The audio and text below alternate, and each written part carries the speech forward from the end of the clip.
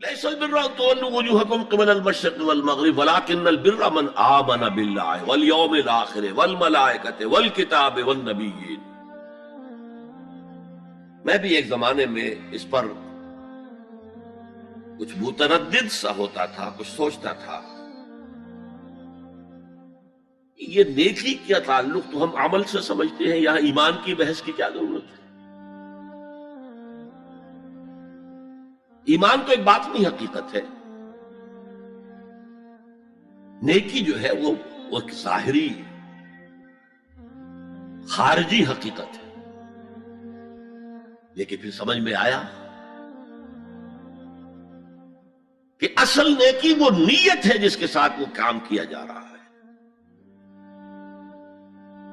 اگر خیرات بانٹی جا رہی ہے، جھگیوں میں جا کر نہلے کچیلے بچوں کو گود میں لے کر اپنی سفید اشکروں کو بھی خراب کیا جا رہا ہے، اور معلوم ہے کہ یہ اس لیے کر رہا ہے کہ آئندہ الیکشن میں کھڑا ہونا ہے، تو کوئی ہے جو کہے گا کہ یہ نیکی ہو رہی ہے؟ کام تو بظاہر بڑی نیکی کا کام ہے. نیکی کے لیے شرط اول اللہ پر ایمان ہے، اس کی موٹیویشن لو آف گاڈ، جس کے سوا اگر کوئی اور موٹیو ہے، اگر دنیا میں شہرت چاہیے، اگر اس نیکی کے ذریعے سے بھی مال کمانے کا معاملہ ہے، دھندا ہے، نیکی کے پردے میں دھندا ہو رہا ہے، وہ نیکی نہیں ہے، چاہے ظاہری اعتبار سے وہ بہت بڑی نیکی ہو. تو سب سے پہلا مسئلہ نیت کا ہے، نیت کا ہے، نیت کا ہے. کس ارادے کے تحت یہ نیکی کی جا رہی ہے، کیا مقصود ہے، کیا مطلوب ہے. چنانچہ نوٹ کیجئے، اکثر محدثین نے اپنے جو مجموعے مرتب کیے احادیث کے، ان میں پہلی آیت کون سی، پہلی حدیث کون سی لاتے ہیں؟ حضرت عمر رضی اللہ تعالیٰ عنہ سے روایت ہے، انما الاعمال بالنیات، نیکیوں کا، نیک اعمال کا دار و مدار نیتوں پر ہے. وَإِنَّمَا لِكُلِّ امْرِئٍ مَّا نَوَىٰ، ہر شخص کو وہی کچھ ملا گا جس کی اس نے نیت کی ہوگی. فَمَنْ كَانَتْ هِجْرَتُهُ إِلَى اللَّهِ وَرَسُولِهِ فَهِجْرَتُهُ إِلَى اللَّهِ وَرَسُولِهِ. جو کوئی ہجرت کر رہا ہے، مکے میں گھر بار چھوڑ کر جا رہا ہے، اپنے وطن کو ترک کر کے جا رہا ہے مدینے کی طرف، صرف اللہ اور رسول کے لیے، اس کی ہجرت اللہ اور اس کے رسول کے لیے. وَمَنْ كَانَتْ هِجْرَتُهُ لِلدُّنْيَا يُصِيبُهَا، اور اگر اس شخص کی ہجرت دنیا کے لیے ہے کہ اس کو حاصل کر لے. مثلا میں دیتا ہوں مثال، ایک مسلمان تھا، اس کا کوئی کاروبار تھا، اس کے خریدار مسلمان ہی تھے، وہ جا رہے ہیں، اب کیا کرے گا؟ مشرکوں نے سو تو اس کا سامان نہیں لینا، اب وہ بھی چلے جا رہے ہیں. یہ اللہ کو معلوم ہے کہ اس کے ہجرت کا اصل سبب کیا ہے، ہم نہیں طے کر سکتے. لیکن اللہ کے ہاں جو کھاتا کھلا ہوا ہے، اس کی یہ ہجرت جو ہے اللہ اور اس کے رسول کے لیے شمار نہیں ہوگی. وَمَنْ كَانَتْ هِجْرَتُهُ لِدُنْيَا يُصِيبُهَا أَوِ امْرَأَةٍ يَنكِحُهَا، یا کسی عورت کے لیے ہو کہ اس سے نکاح کرے. کسی خاتون سے وہ شادی کا خواہش مند تھا، وہ خاتون ہجرت کر کے مدینے چلی گئیں، اب یہ بھی باندھے کچے دھاگے سے بندھے ہوئے چلے جا رہے ہیں، تو یہ تو در حقیقت اس عورت کے کھاتے میں ہجرت جائے گی، اللہ اور اس کے رسول کی ہجرت میں نہیں.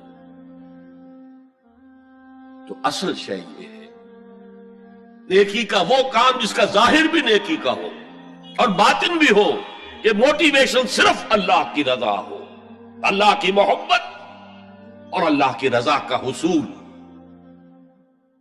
یہ ہے پازیٹو موٹیو. ایک نیگیٹو سائیڈ بھی ہے. سب لوگ ذہنی اعتبار سے اتنے بلند نہیں ہوتے کہ اللہ کی محبت وہی اصل محرک بن جائے. یہی وجہ ہے کہ حضور نے اس کو صلی اللہ علیہ وسلم کمال ایمان سے تعبیر کیا ہے، من احب للہ وابغض للہ وعطا للہ ومنع للہ فقد استکمل الایمان. جس نے کسی سے محبت کی تو اللہ کے لیے کی، کسی سے نفرت اور بغض رکھا تو اللہ کے لیے رکھا کہ اللہ کو اس سے نفرت کرنا پسند ہے، اور کسی کو کچھ دیا تو اللہ کو خوش کرنے کے لیے دیا، اور کسی سے کچھ چیز روکی تو صرف اس لیے کہ اللہ کو اس کا روکنا پسند ہے، تو اس شخص نے اپنے ایمان کی تکمیل کر لی۔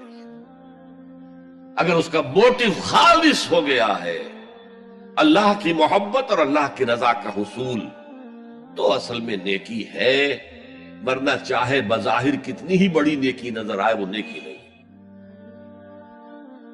لیکن جو لوگ اس حد تک نہ پہنچ پائے ہوں، استکمال ایمان تک، تکمیل ایمان تک، تو ان کے لیے ایک اور موٹو بھی ہے، والیوم الآخر، قیامت کا دن، جزا و سزا کا یقین، اللہ کا خوف، آخرت کے محاسبے کا خوف۔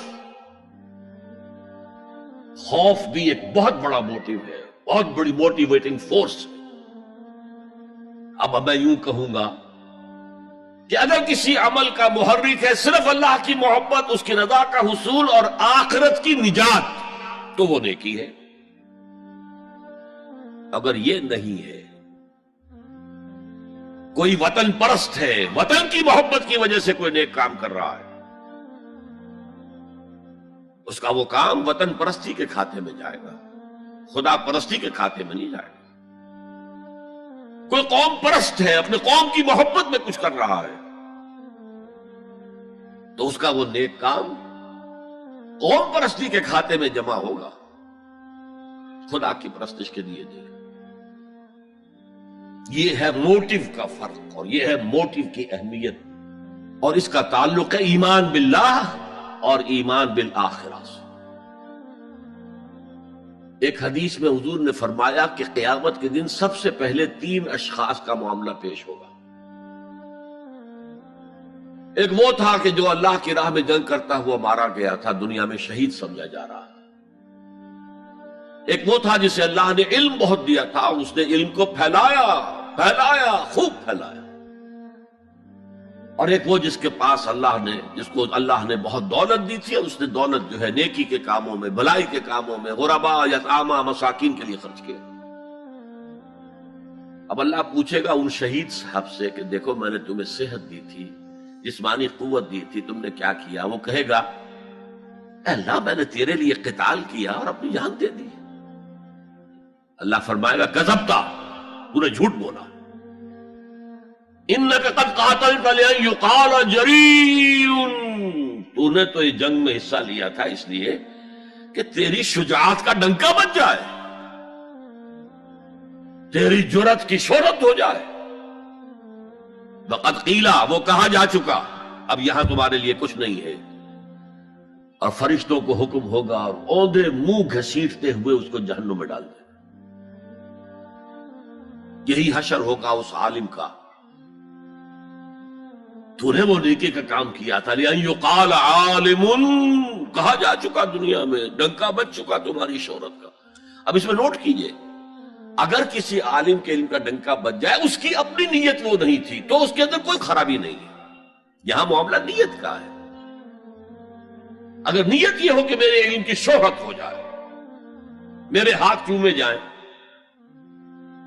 مجھے نذرانے پیش کیے جائیں، تو پھر وہی حشر اس کا ہوگا کہ اوندھے منہ گھسیٹ کر جہنم میں ڈال دیا جائے۔ یہی حشر اس سخی کا ہوگا جس نے سخاوت کی تھی، جس کی سخاوت کے ڈنکے بج گئے تھے، اس کا بھی یہی حشر ہوگا۔ تو انما الاعمال بالنیات، اور یہاں نیکی کی بحث میں سب سے پہلے وَلَٰكِنَّ الْبِرَّ بِرُّ مَنْ آمَنَ بِاللَّهِ وَالْيَوْمِ الْآخِرِ،